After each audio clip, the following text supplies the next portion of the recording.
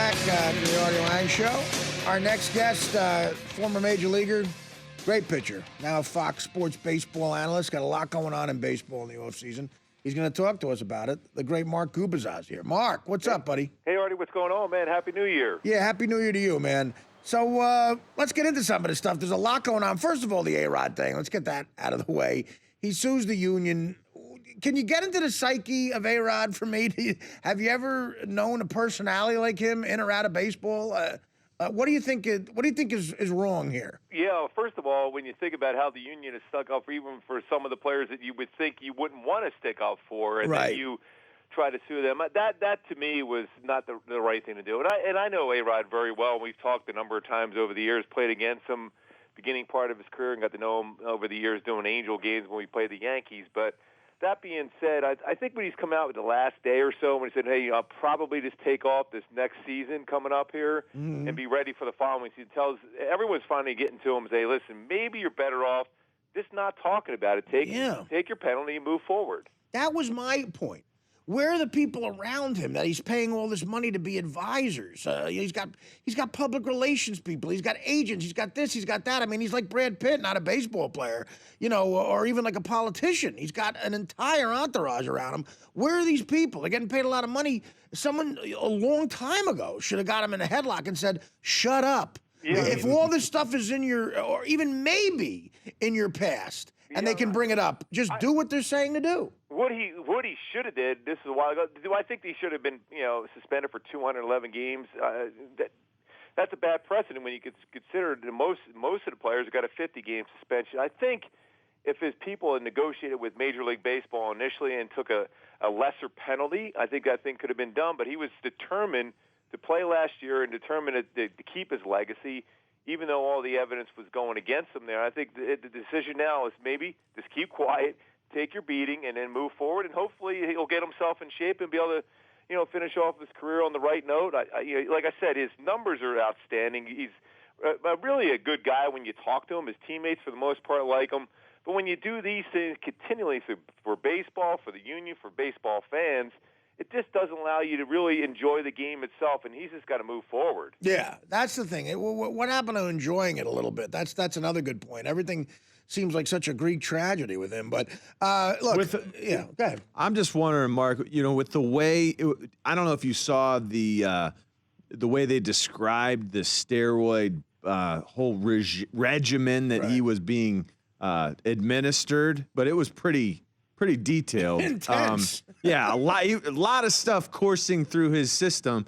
Is it possible for a guy who takes a year off and is not taking steroids and I'll tell you what, come back? Withdraw? No. I mean, like how in the world when he's been taking steroids for so long, now you're 39 years old, is it even realistic that this guy can play without steroids? I don't know if he's going to be even close to the player. Right. Maybe he's the player we saw last year.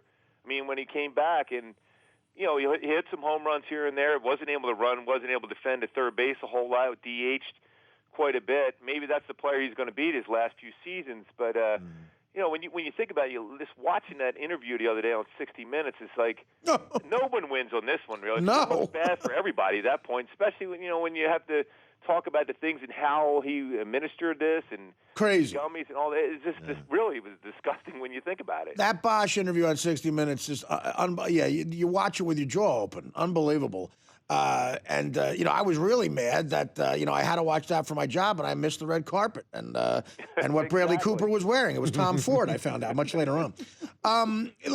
It's funny. I made this as a joke. To John's point, A-Rod, Pujols, guys like this. Supposedly they stop doing steroids and they find out one thing about themselves: they're not good at the game of baseball. Yeah, I mean, and I still have a problem with people. Oh, well, it was part of the culture. Well, you know what? It wasn't part of the culture for a majority of the players. If some people decided that's what they wanted to do, and hey, you have to live with that. But it doesn't make you feel any better that people did. Right. Cut corners. That's what it comes down to. Not putting the effort what you should put in to be able to be your profession. If you're a doctor, you're reading up all the medical books. If you're a professional athlete, John, you know this.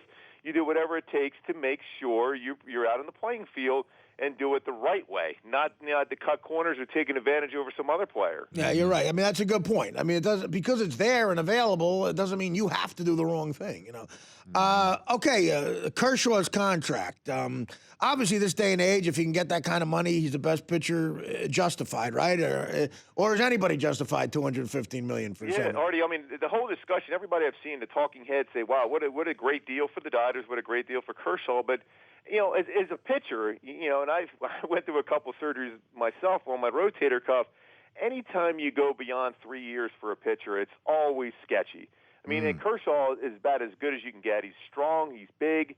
You know, he looks like he's going to be able to be in position to be pitching in 7 years because he's still going to be young. But, you know, doesn't necessarily matter a whole lot when it comes to age when you throw a lot. And this guy goes out and takes the ball, and he's out there 9 innings throwing a lot of pitches, especially early in his career, consistent with the strike zone. But then he became more consistent, and you know, its pitch totals have gone down. But you still worry about any time you give a guy contract 7 years, and this is all guaranteed money, over $30 million per year. Dodgers have the money. There's no question about it. They're willing to take the chance. Some teams, like the Yankees, have always been able to do that. Take the chance. As long as you can win a World Series or two during that period of time, you feel good. But still, anytime you give a pitcher that length of a contract, there's always worries about that. What can we expect from the Yankees in this post-A-Rod situation?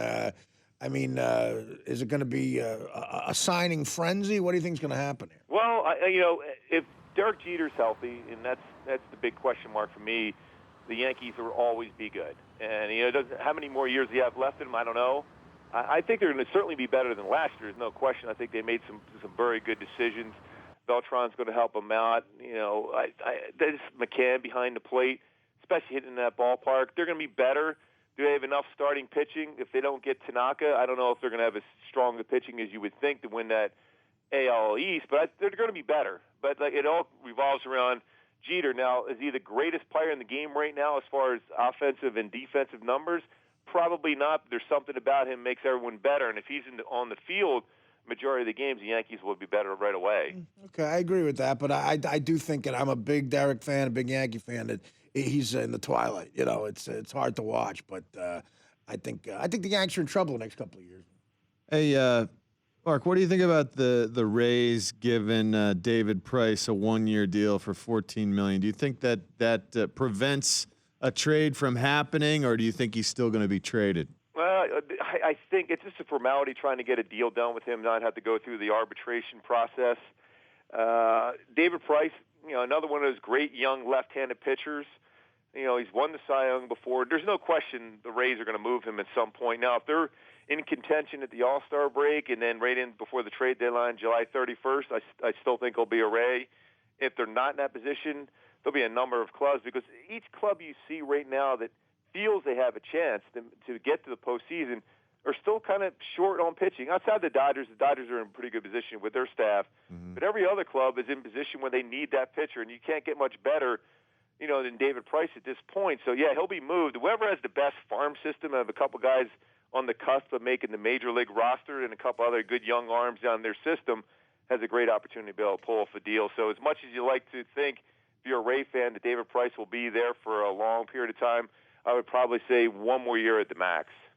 You know, Mark, I want to switch gears a little bit here and talk about the Hall of Fame. You know, you're an really quality, great, well above average major league pitcher. So you're, you know, and you're a great analyst, so there could be no one more qualified to answer this. Do you think it's as big a crime as I do that Jack Morris is not in the Hall of Fame? Artie, there's nothing that gets me more angry when people say he is not a Hall of Famer, because they'll say, well, look at his ERA. It's at 3.9. That would be the highest ERA, you know, for a Hall of Famer. Now, you got to step back and put things in perspective. He pitched his entire career in the American League. Right. Pitched in bandboxes in Tiger Stadium, in Minnesota and Toronto. All three of those ballparks are great hitter's yards, especially for home runs. That dome in Minnesota, yeah, was just like, it was crazy. Unbelievable. Right. And then you mix in the fact is the DH. So, and he pitched in an era where there was guys getting a little bit of help, hitting more home runs than normal. I went through the whole arbitration process before when I was with Kansas City. If you pitched in the American League as compared to the National League, your ERA was at least a run higher when you pitched in the American League. So you take that away, all of a sudden he's a 3.4. Then you make him comparable to, a Kurt Schilling. And the strike zone was completely different in the American League as compared to the National League. Now, Greg Maddux and Tom Glavine, no question, Hall of Famers. Their strike zone was National League strike zones. Jack Morris had a pitch throw it into a bread box, to be honest with you, because the American League was perceived, and it certainly was, an offensive league. The corners weren't called as much. So his stuff was that good. And I watched him for a 10-year period. There was no one, in my opinion, better in the American League. Now, Dwight Gooden in the National League completely dominated. Roger Clemens in the American League, he was with Boston, completely dominated. But there was no one that I enjoyed watching pitch more than Jack Morris. And we could talk about what he did in the World Series and all those great numbers, and a lot of people talk about that. But for a dominant pitcher, there's no way Jack Morris should not have been in there. And I can't stand when people argue saying his ERA is too high. And how about this? Okay, to me, you all excellent points. But to me, what cancels out the higher ERA, okay, the American League points that you were making, and also what he did in the postseason. Okay, well, why not reward him for that? I mean, okay, the other thing is, why not reward a guy for not being a steroid guy in this era? I mean, Clemens clearly, fell to those temptations. There's no stories about Jack Morris doing it. And if the Hall of Fame voters have such a problem with it, how about rewarding a quality pitcher who supposedly had nothing to do with it? Yeah, and I think part of it, too, Jack, during his playing days, was not well received by the writers and stuff. So I think that may come into play. It certainly hurt Jim Rice for a number of years. He should have been right away in the Hall of Fame, but it took him, 14, 15 years to get in the Hall of Fame. Jack was one of those guys that, we used to joke around, call him Happy Jack. He wasn't the most pleasant guy dealing with, the writers and the media after games. But, he was such a tough competitor that I don't think you can hold that against him. When you talk to him now, he's one of the nicest guys because he's not on the baseball field competing and trying to get you out. There wasn't anybody that competed any harder or better, in my opinion, than Jack. So maybe that came into play, but it's certainly – his numbers are that good. You talk about a dominant player during an era. He was that guy, and now he's going to have to wait till the Veterans Committee. And sometimes they're good about that, but sometimes those guys that are in the Hall of Fame, hey, they want that club to be exclusive, so they might not get in there at that point either. What about Biggio? 3,000 hit guy, not in. What do you think about that? Another great guy. I mean, here's a guy that started as a catcher, played second base, played center field, was Gold Glove quality in all three positions. There's no question he's a Hall of Famer, and one of the things, he just missed by 2 votes, but you just never know. There's classes of Hall of Famers that, even next year's class is going to be strong. Do these guys fall by the wayside? Like Craig Biggio should be in there right away. He should have been a first ballot Hall of Famer. Roberto Alomar should have been a first ballot Hall of Famer. He made it in his second year. I agree, yeah. But, I don't understand sometimes. I know the process, and I know the exclusiveness of being in the Baseball Hall of Fame is slightly different than the other sports, but the reality is I think the other sports get it done well too. Football does a great job. I think the NBA does a great job. The NHL. I think baseball should kind of look at those 3 other sports and say, okay, I know we want to be, known as the most difficult Hall of Fame to get in, but some of these guys are automatics, and I don't understand why they're not. MLB approves expanded replay. Explain this rule. Can you do it the way they're going to have it? I think when we came out of the dinosaur age, I think everything pretty much is susceptible to the replay now outside of the strike zone, and each manager gets one, opportunity to be able to check into the replay per game, and if he's right on the question and a call, he gets that opportunity for a second one. But if you go in and say you feel that a ball sit down the line and it's foul, and you say it's fair, and then go in there and look and it ends up being foul, then you lose your right to challenge another umpire's decision. So I think it's going to be a work in progress. There's a lot of decisions to be made, but I think it's the right thing. People always joke around and talk about the '85 World Series, which I was involved with in that play at first base with George Orta. Right. To me, he's still safe. Yeah. The replay will say he's out, but for me, he's still safe, but I still feel pretty good about that. Why not? Enjoy your ring. Okay, you're right. I mean, it's, to me, the replay, I guess, to get it exactly right is always great. But part of these games and sports that was fun over the years was human error came into play, Guys, let me just ask you guys a question. As you both are great sports fans, didn't you like when you had the human element? I know football gets it right most of the times when they go into that replay, but sometimes it takes so long you kind of lose your edge. Yeah. I know, John, as a football guy, don't you lose your edge? You sit there waiting around. I think you want the call right. Well, that's the thing. It's the human element. Everyone's a human. It's not like the machines are playing in the game itself. The umpires and the referees are all the same. Yeah. I guess big moments, you want it to be the right call, but sometimes you just like the human element involved in it. And I think baseball tried to keep that, but there's no way, obviously, now it's ever going to be the case. I agree with him, John. The thing that bothers me is we still have human element involved. I mean, they're going to put a command center in, behind the plate somewhere, and you're going to have specialists up in the booth, like looking at this stuff. But they still get in the NFL. They still get it wrong with replays, and we've seen that consistently this season. Sure. So you still have human error, but I guess you have a little bit less human error. So I think you're still staying true to the game. It'll be interesting. But again, baseball's a slow game. That's the biggest rap against baseball, especially in this, MTV generation, whatever you want to call it, with the short attention span. You're going to slow it up even more. Yeah, that's going to be the thing, especially when doing games during the course of a season. And the game, we've had some games last year with the Angels that were extremely long, but then all of a sudden you add in the fact is, you're going to have some plays being looked at, and then after the seventh inning, the umpire has the option of looking at the replay themselves to make sure they get it right, seventh inning or later in the game. So you're talking about adding on to the length of the game. And wasn't that long ago when Bud Selig and baseball tried to figure out a way to get the game quicker. Now, I would be one to say not that many visits to the mound. Right. Pitching coaches and managers for me. I like that. Say right away, please stop that. 2 a game, 3 a game max, and that's it. Anything more, pitcher's got to come out. You got to bring somebody in, even if he's not even warmed up. Yeah, no, I do. I like that a lot. I'm for that big time. Mark, thanks so much. Why not do it in the major leagues at this point? Definitely. Completely agreed. Mark, I appreciate you coming on, man, as always. Artie, John, you guys are the best. Hey, by the way, did Mike say my name right today? Okay, wait a minute. Mark, I'm glad you're on the phone. I said at the beginning of the segment, I said Mark's name properly, like any baseball fan would know. I mean, he's a legendary pitcher. No, you are. So I'm going to give you. so He's sorry. not that big a sports fan, Mark. In defense is, I'm going to give you a chance. Say his name. Mark, I was a huge sports Say fan his in the name. 70s and early 70s and 80s. That was my Say his time. name. Mark Gubicza. I said his name at the beginning, Mike. Well, I tried to pronounce it phonetically.